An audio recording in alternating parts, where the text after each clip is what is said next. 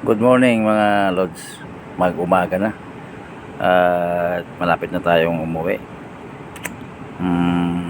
Dahil puyat tayo, ay kailangan natin makaigop ng mahid na sabaw. At dadaan tayo ngayon sa palengke para makapamili ng shell na lulutuin natin.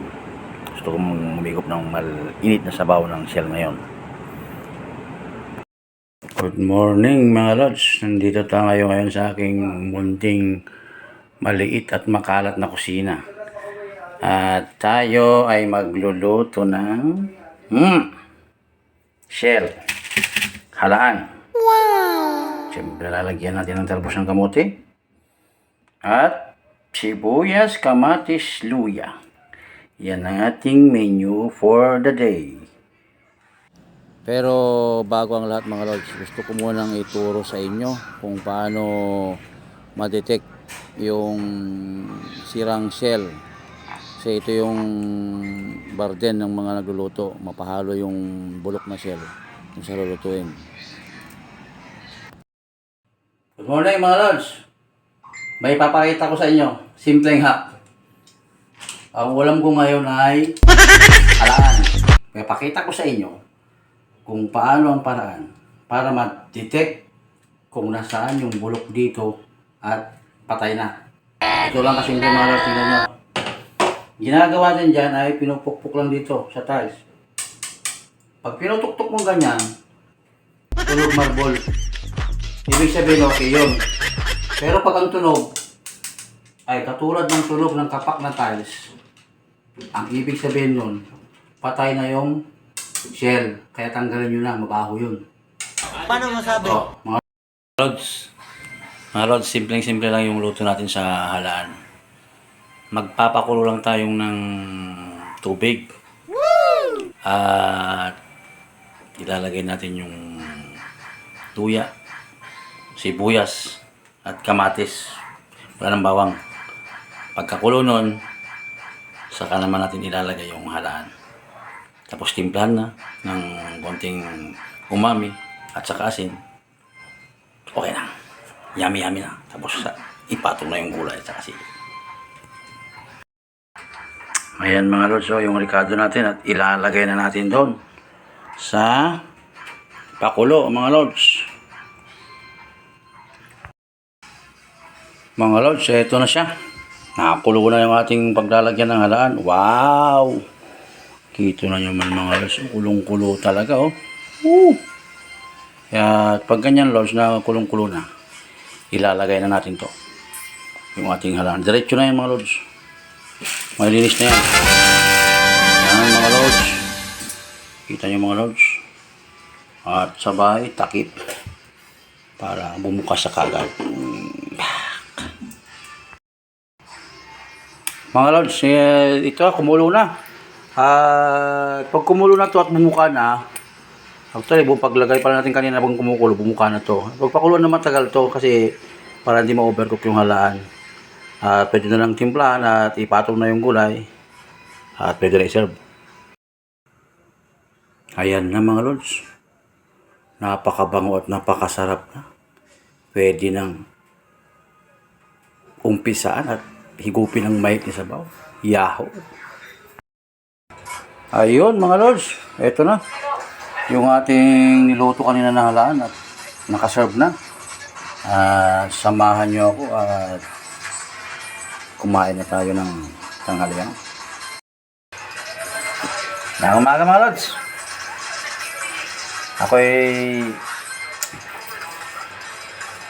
galing pa sa trabaho at pagdating ko pa ay ako pa nagluto kaya gutom na talaga ako. Kaya samahan nyo ako. Tikman natin itong niluto ko. Mga Lods, napakasarap nito. Masustansya. Mataas sa ano to, vitamin C kasi galing sa dagat. Yung ating ulam mga Lods. Vitamin. Tikman natin kung masarap. Yung sabaw mainit.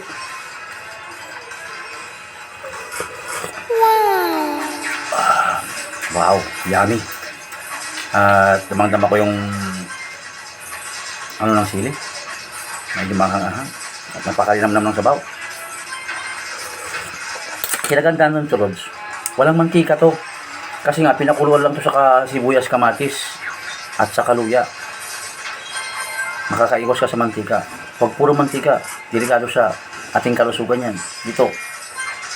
Hindi totoo yan. Bola lang yan. Ito na siya, yung ating halaan kanina. Wow.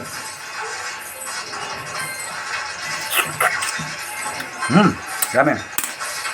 Napakasarap talaga mga Lods. Masagari ng kanin. Mga Lods, sarap kumain ng kamay.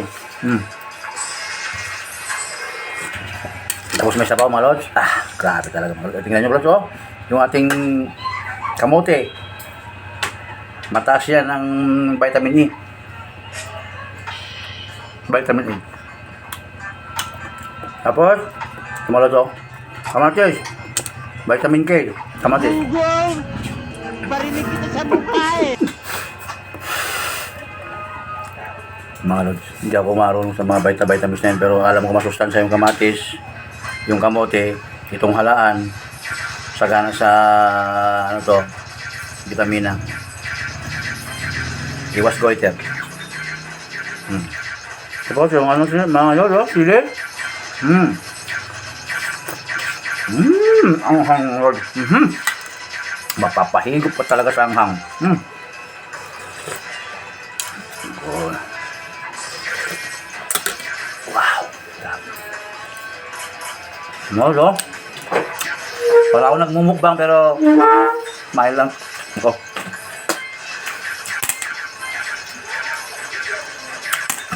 Napakasarap mo, Lord.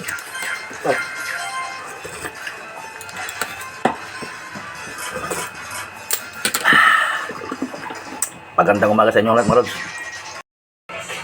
Mga Lods, nakataas sa ayo din itong pag-ulam natin kaya masarap. Kung napansin nyo, mag-isa lang akong kumakain kasi yung asawa ko at saka mga anak ko at sila nasa school kaya kawawa. Mag-isa lang ako dito sa bahay. Ito na lang tayong paraan para ma-enjoy ko yung araw ko. Kumain ng sariling luto. Food is life.